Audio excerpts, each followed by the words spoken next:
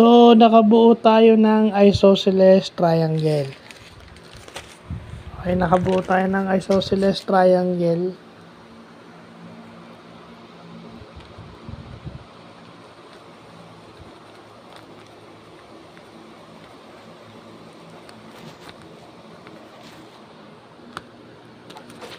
Okay, nakabuo. Ka lang. So, ito yun.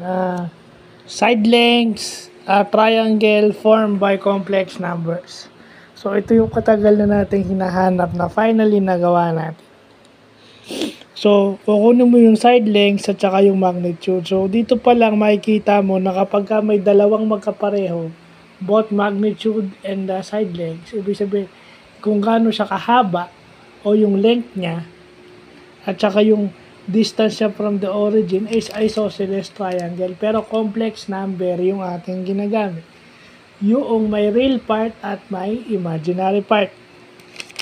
So, ayan yan. Kasi, nagtataka ako, ba't sinama ni Sir Alfred dun sa kanyang worktext sa Trigo yung complex numbers? So, maintindihan ko na.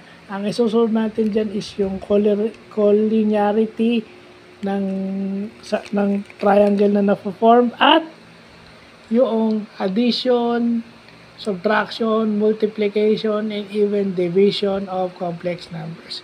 Importante yan. At saka yung argand to argand plane to argand form o yung complex form to Cartesian coordinate form.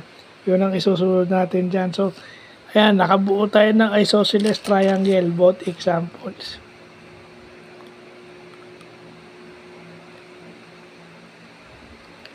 So, i-add mo yung real part, yung walang I, then yung I ima-minus mo.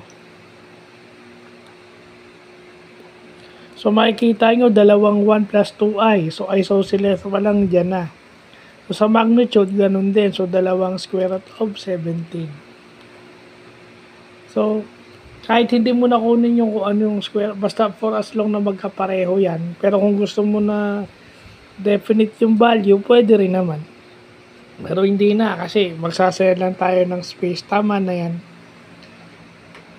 So, yun lang pa.